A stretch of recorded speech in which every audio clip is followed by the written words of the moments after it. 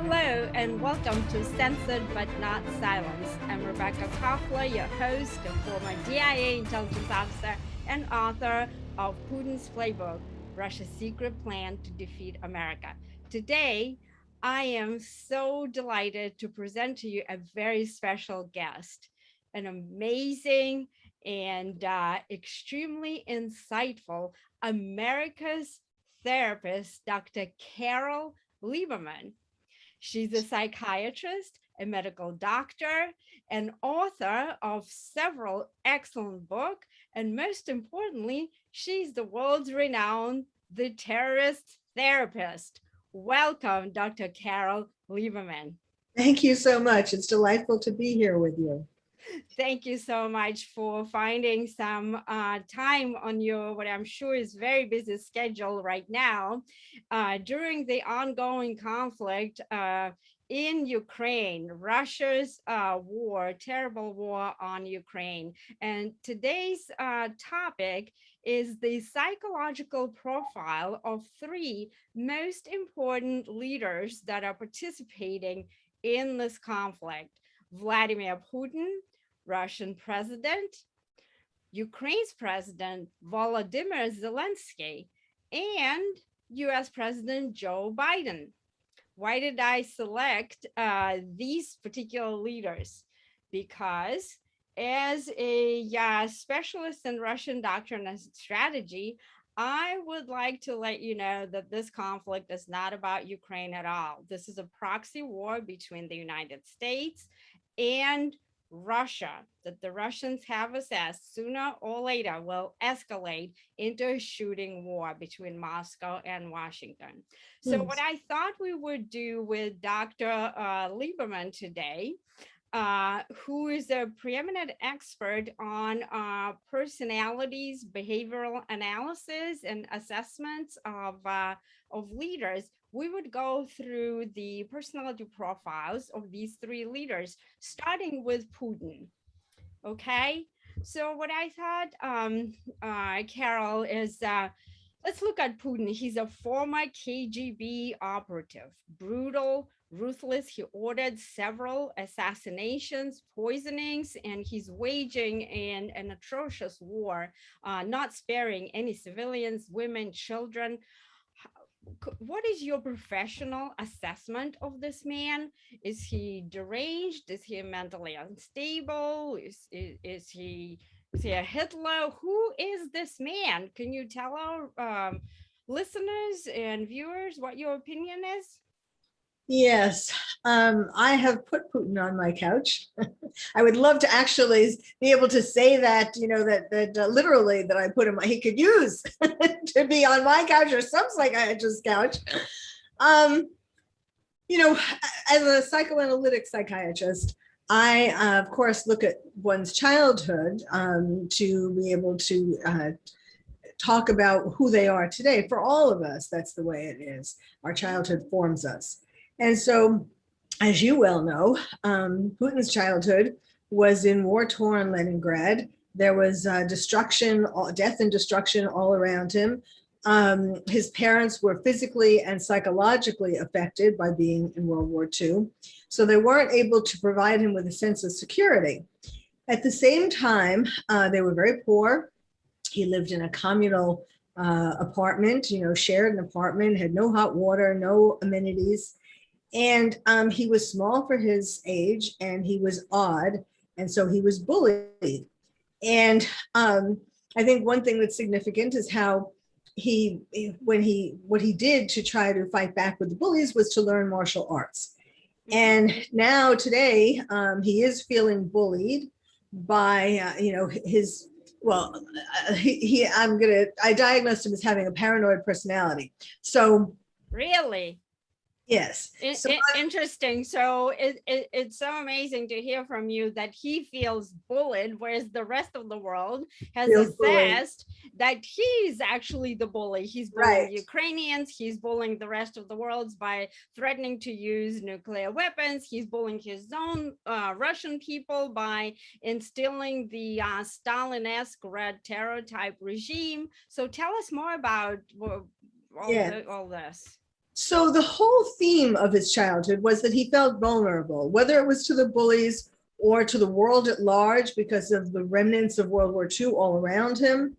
Um, his poverty, that made him vulnerable. So I believe that he promised himself during his childhood, he said to himself, Vlad, you're never going to be this vulnerable again.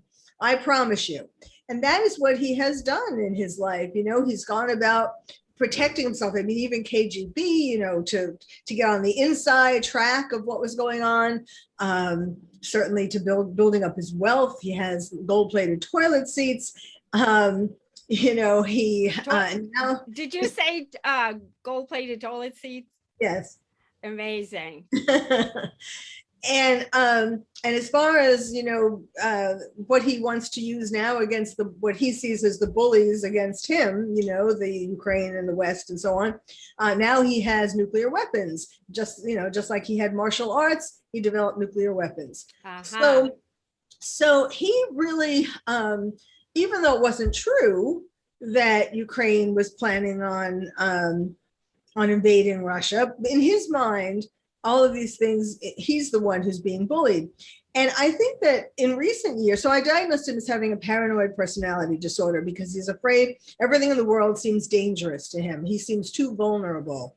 Mm-hmm. So, and in recent years, with COVID and with possibly some medical problems, and with his mortality, confronting his mortality, as we have all had to do because of COVID, but with his age, 69, he's coming up on a big anniversary, a big milestone, and 2 years younger than the average age that Russian men live to.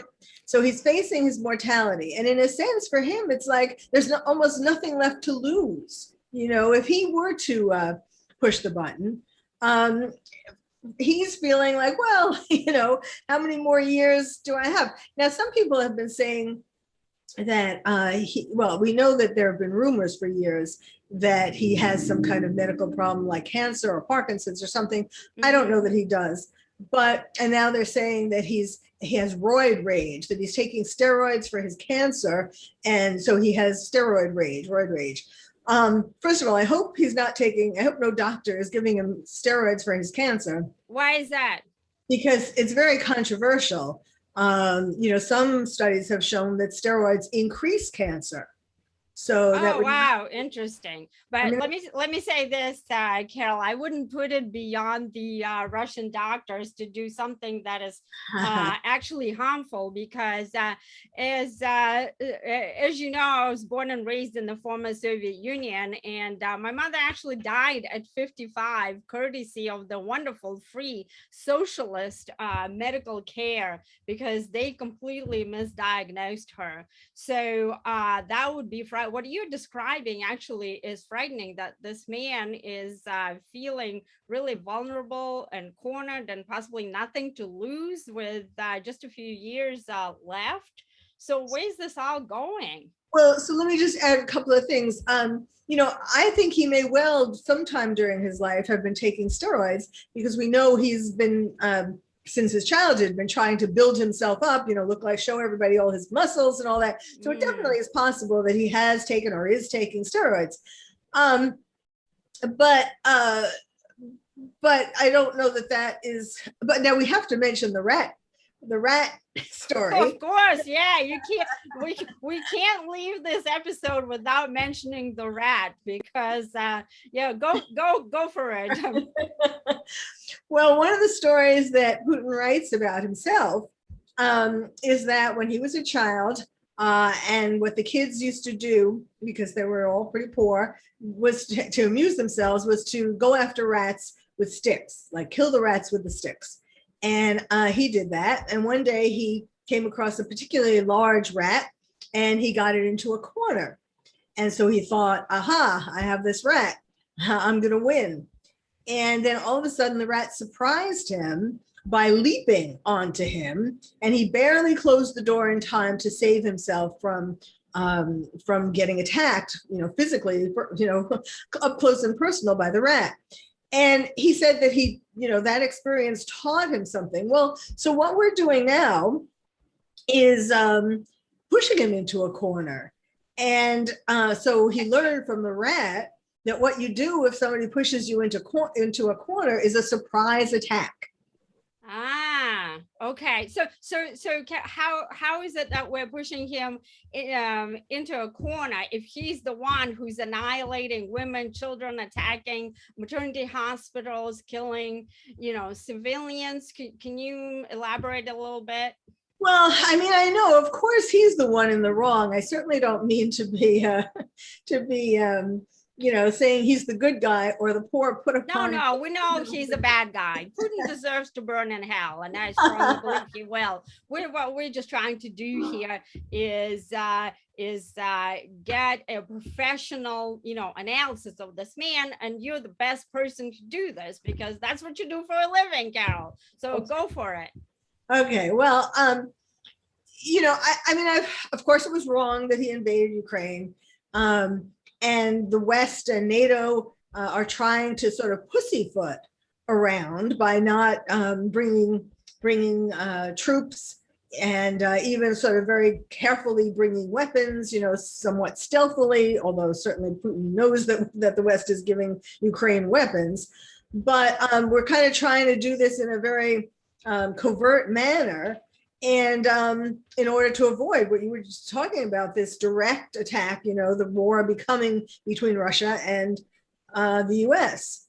So what we're doing instead of, doing more direct things is all the sanctions. And today I was just reading about how we're now sanctioning his daughters, Right.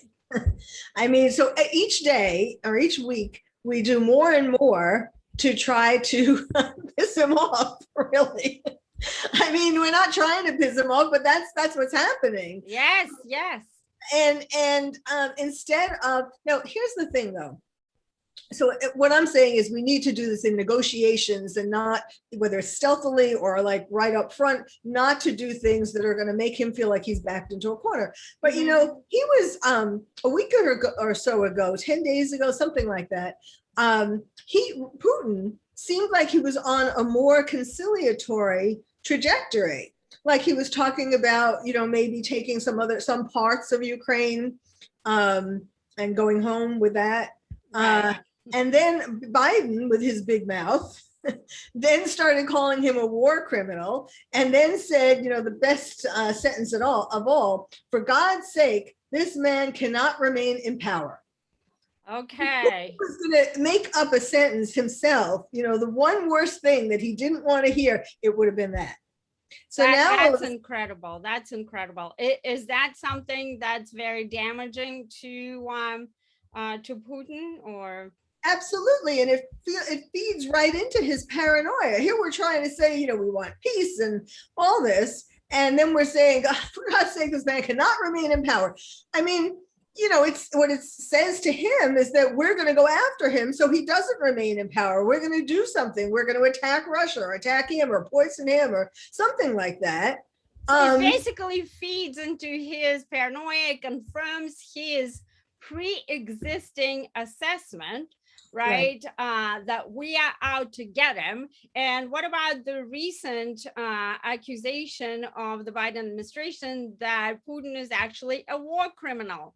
No question he's a war criminal, but is that actually a good idea to say publicly and to initiate an investigation? What would that, how is that interpreted by the KGB master spy Putin? Well, when Biden throws these taunts out at Putin, like you're a war criminal, he's a war criminal, that consciously or at least unconsciously triggers memories for Putin of when the schoolyard bullies were after him. That's like what a kid does on us, not just in Russia, schoolyards, when kids call other kids nasty names. So it's going to trigger Putin's memories of that, and he's going to be all the more angry. So this is not the way to get Putin to stop, to leave Ukraine. That's amazing. That's just really shows failure to understand on the part of President Joe Biden and his quote unquote experts, right? And these are the same people, Carol, the Jake Sullivan, Anthony Blinken, and the rest of them. I call them the Obama 2.0 crew, because this is not the first time that they've dealt with Putin. They're the ones who, together with Hillary Clinton, were trotting out the proverbial reset button. That was a joke, you know, the mistranslated gadget from Office Depot. So let's talk about Joe Biden, and give us your assessment of who this man is. We obviously have seen on TV his confusion, his continuous gaffes, and even some doctors, such as Dr. Ron Jackson, assess that President Biden is on the cognitive decline, possibly having dementia. I know the Russian intelligence services certainly have assessed that our chief executive has some sort of impairment, and that is why they have moved on to Ukraine right at this time. Yes. This is what my intelligence analysis tells me. So tell us your professional evaluation of who is leading us today, who is in the White House. Well, you said it. You said it. It's really Obama who's in the White House, who's leading America. And Obama was the worst president of all, certainly in my lifetime. And he's, behind the curtain. He's like, in the Wizard of Oz. Obama is the man behind the curtain, pulling all the strings, or I typically call him the puppeteer. Biden has puppeteers, and Obama is his number one puppeteer. He is. Wow. And of course, what a circus. Yes. It's become. This is dangerous. So tell us more. So, of course, Hillary is in there too, but so Biden, I have been saying since before the election, the 2020 election, that Biden has, I called it encroaching dementia. And I was trying to warn people. And of course, since 2016, since 2020, since the campaign, his encroaching dementia has encroached continuously. He's getting more and more cognitively in more and more cognitive decline. And Dr. Ronnie Jackson says it in a nicer way than I do. Than you do. Okay, let's go, America's terrorist therapist. Give us the skinny. Tell us how you really think. Give us your real professional opinion. Ronnie Jackson has said it. And he, of course, is an expert to know, since he's been the White House doctor for years. Unfortunately, not now during Biden's reign, but anyhow, he has called for Biden to get to be tested, and I have as well, and to have a cognitive test. There are certain preliminary basic cognitive tests. Now, of course, Biden, isn't going to be taking that because he knows that he would fail. And the interesting thing is, do you think he knows, Carol? I'm sorry. Do you think Biden actually knows that he would fail it?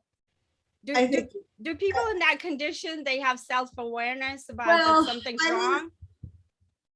I think he knows that something's wrong. I don't know that he's ever looked at one of these tests to think, this would not be good. He may have, or certainly people around him looked at it and thought there's no way that he's going to pass it. But so he has been declining. And some of the things that are, I was going to say that, one of the ways that why I was starting to talk about this from even during the campaign, well, first of all, I was trying to protect America from voting him in so that things like what's going on right now wouldn't happen. But also, I think that it's really important. He has been showing, back then he was showing certain things, which is why they kept him in the basement, not during the campaign, you mean? During the campaign, so that we wouldn't see the full extent to which he has impairment. But, one of the ways that why I was paying attention to that, and one of the ways of why I was warning people, or how I knew to warn people, was that as a forensic psychiatrist, I do all kinds of cases, and some of them include determining the competency of someone, like before they sign an important paper, like a will or some other kind of thing. Like for example, in cases, there are kids arguing over their father's or their grandfather's will, that kind of thing. So, today, if Biden were to sign something important, like the executive orders, and he went for a competency test, he wouldn't pass. That's the whole point. Are you kidding me? You wouldn't, if somebody came to you, right, and asked you to evaluate him, you wouldn't pass Joe Biden. The tests aren't really subjective. There's the Montreal cognitive assessment. There's also the mini mental status assessment. They're very similar. And what they assess is not intelligence per se. It's not like an intelligence test.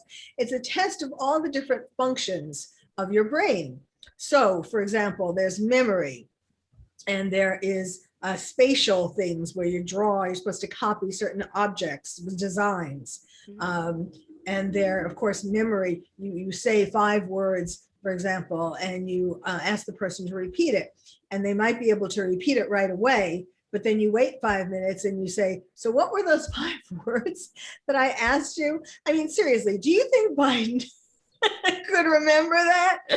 Maybe if he took notes, but which you're not allowed to do, of course. Well, he has called his own wife. He confused like the roles of his wife and Kamala Harris, who is vice president, who is first lady, and it's a mess. I knew something's wrong, but I didn't exactly know. I'm not an expert, but which is why it's extremely important right now that our viewers hear it right straight from the expert. So we're in this highly consequential conflict right now between Russia and Ukraine that can escalate at any minute, in my professional assessment, as the expert on Russian doctrine and strategy. Anytime it can escalate into the nuclear realm. And we have a person with cognitive disability, the way that I am interpreting your conclusions here.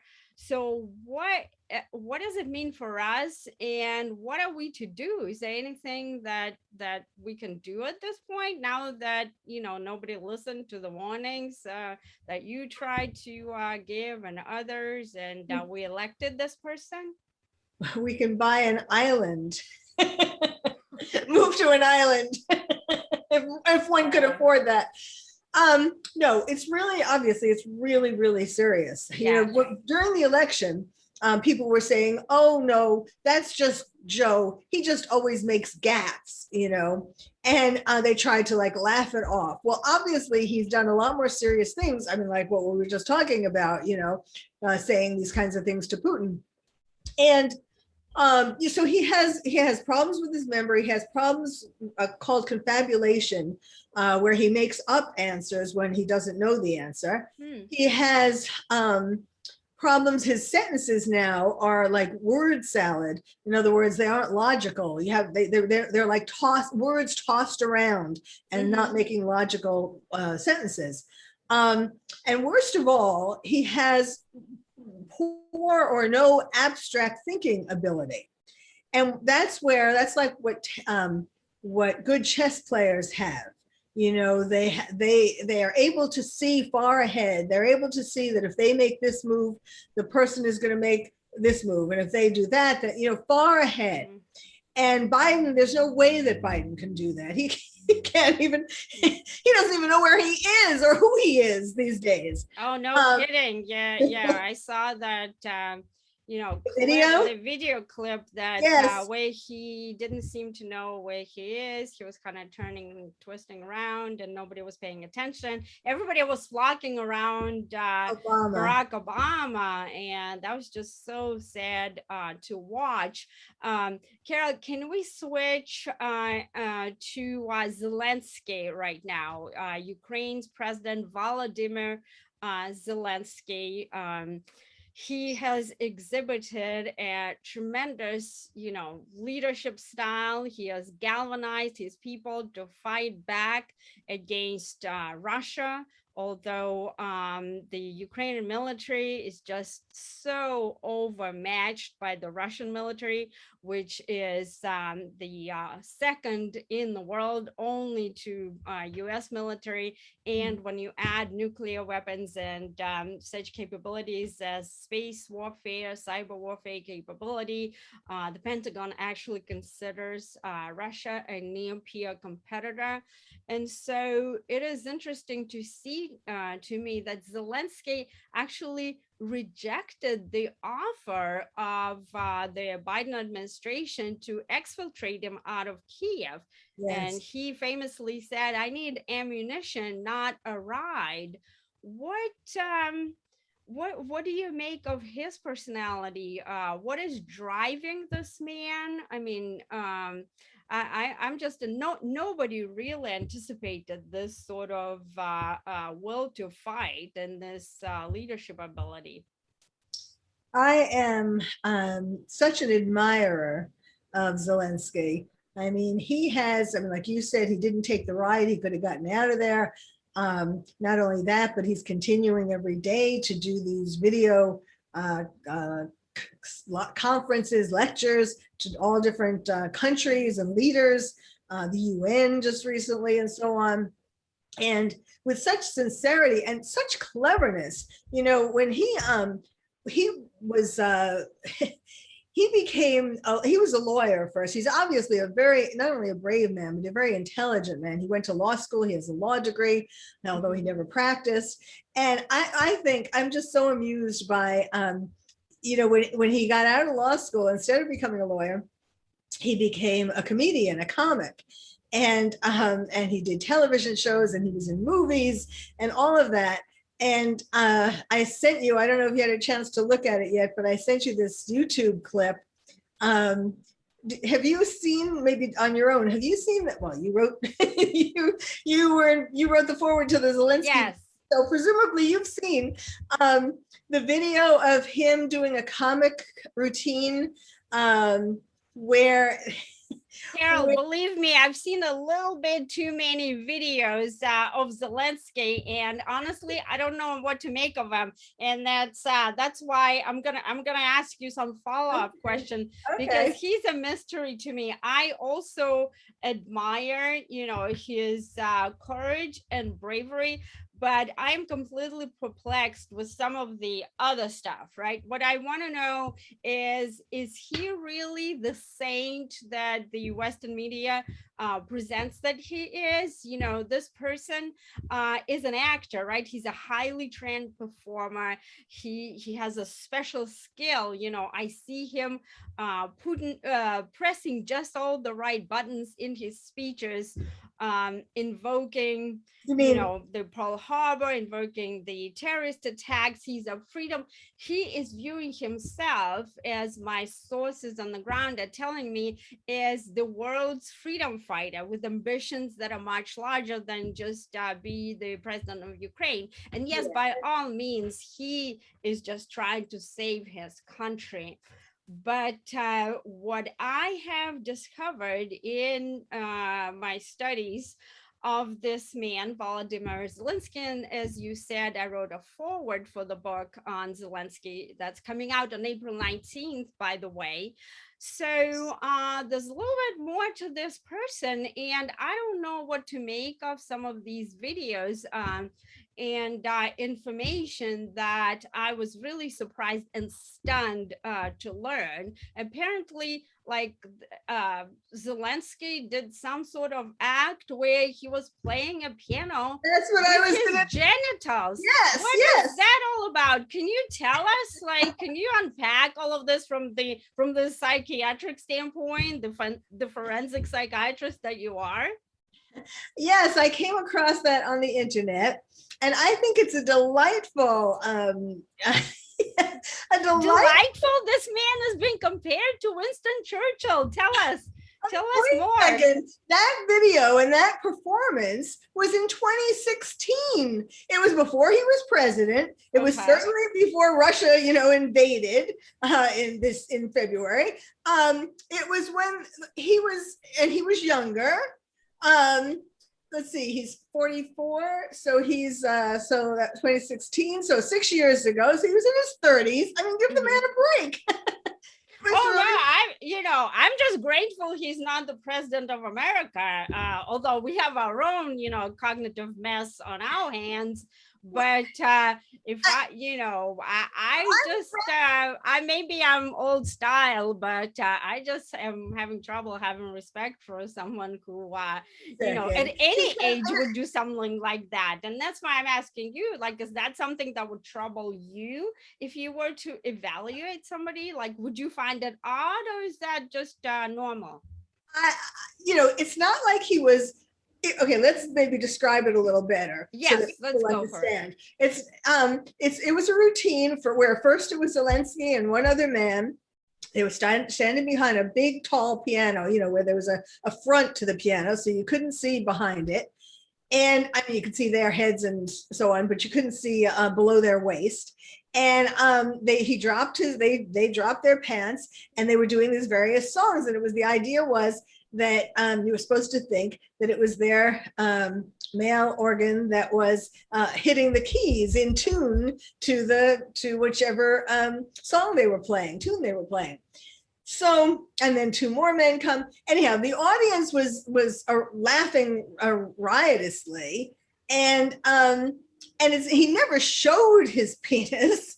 I mean, it was always. Thank goodness. I don't think I want to be seeing any penises, Zelensky's or Putin's or Biden's or Trump's or anyone's. Okay. But when I saw that, like, I was contrasting it to now, I believe that people. I mean, I may be somewhat not prejudiced exactly, but he's Jewish. He was born to Jewish parents, and I'm Jewish, and I think to myself when I see him. Not necessarily with the piano, but although Jewish comedians, there's a whole history, a whole legacy really of Jewish comedians making this kind of slapstick sort of comedy. Right. So there's that. But I think to myself, Yiddish cup in a Jewish head. Right.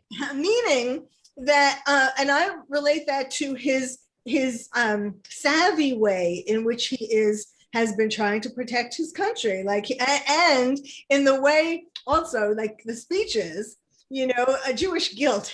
He's trying to make everybody feel ashamed by everybody. I mean, the West, NATO, all the people who aren't helping or helping enough.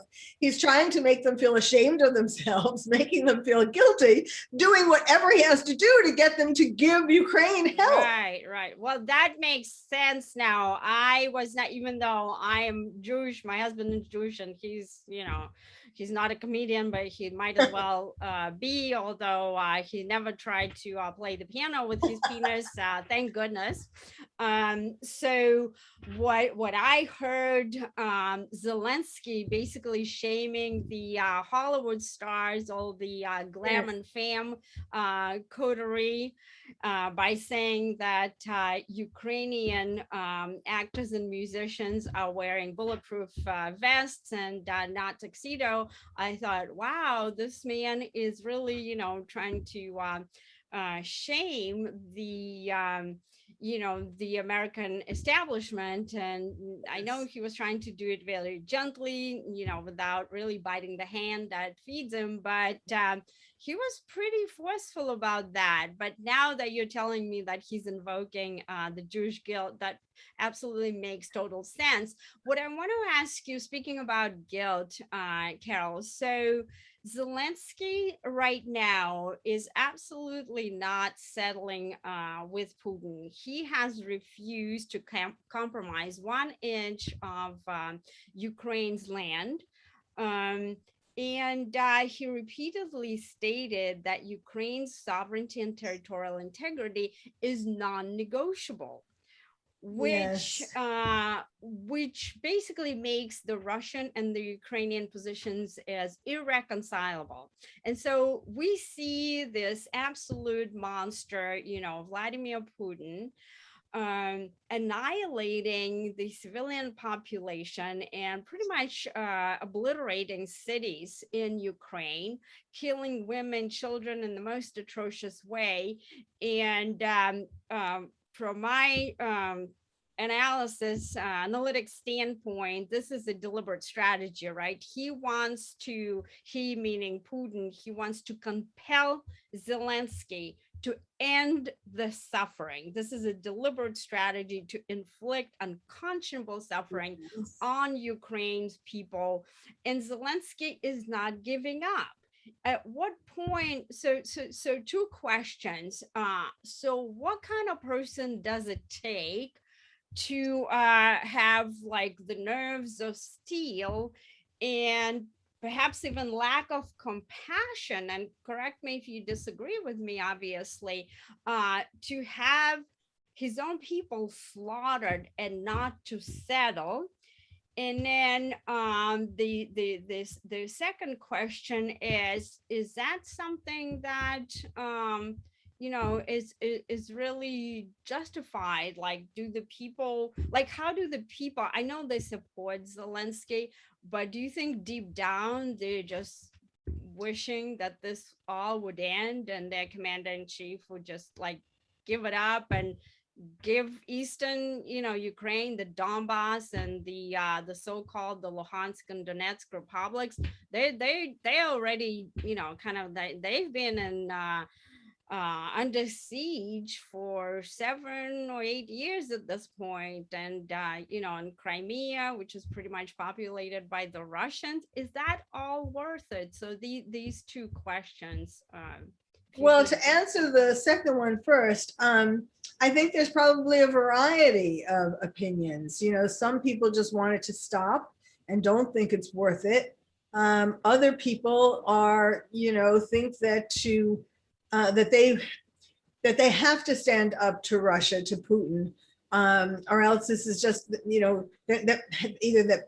Putin isn't going to be satisfied with just a piece of Ukraine, or that they're going to keep coming, or just that, national pride, not wanting. I mean, there's no reason why no good reason why Russia deserves to have a part of Ukraine. So some of the people are thinking, no, we have to stand up for our country. We're not going to give in.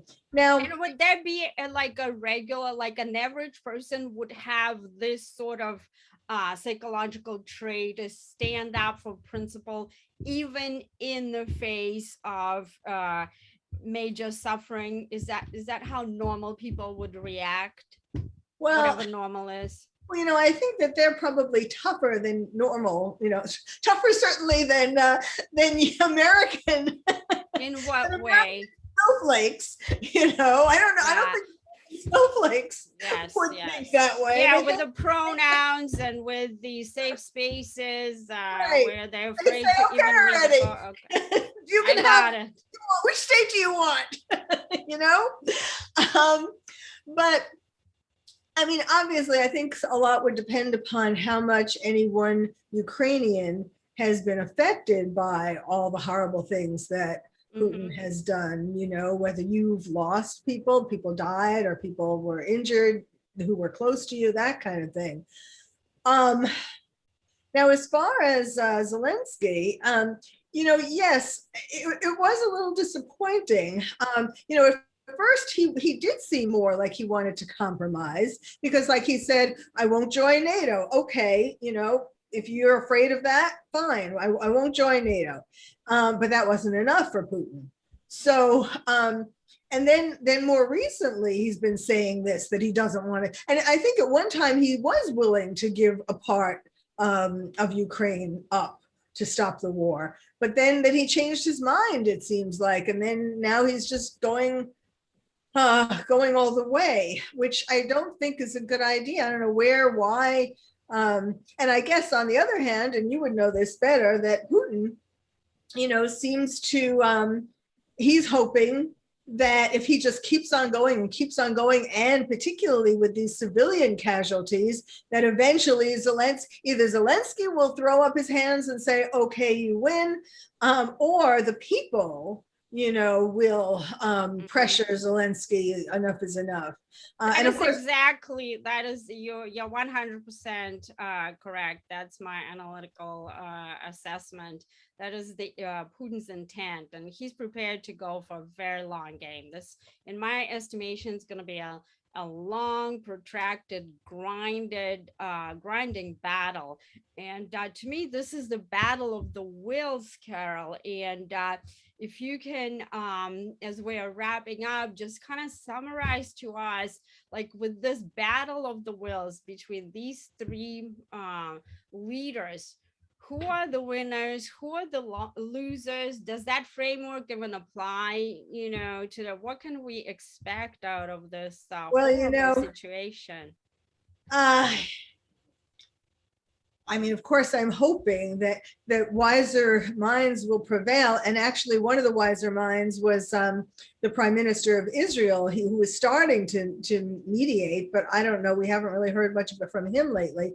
But, it's funny, we were talking about penises earlier. And it's like these three men are standing in a row, they're comparing their penises. Who has the most power? That is exactly, this is what, like, whose button is bigger and whose works, right? The famous Trump's words. Exactly. This is what I kind of, I just ran this theory by a friend of mine. I said, look, most people who are in national security are men, right? Are we surprised that they're just basically going for the kill? That's how men are pre-programmed. This is how God creating them. They fight, right? They fight until they just annihilate their enemy, and women are more prone to negotiate. But then guess what my friend told me? He said, well, Rebecca, look at Hillary Clinton and look at Victoria Nuland. Like, they might as well have, a pair of their own. And so I was just I had nothing to say to her. How would you comment on this? Well, I think Hillary does have a pair. A pair? or a couple. It's interesting because women are not programmed to have as much war in terms of physical war. Like, it was the men who went out of the cave and slew the animals and so on. But when women fight in a different way, it's like the mean girls in high school or elementary school these days, all school, years. They do it in very conniving, sly, mean, really super mean ways. So I guess fewer people get killed, but that's, women can be very hurtful and cruel as well.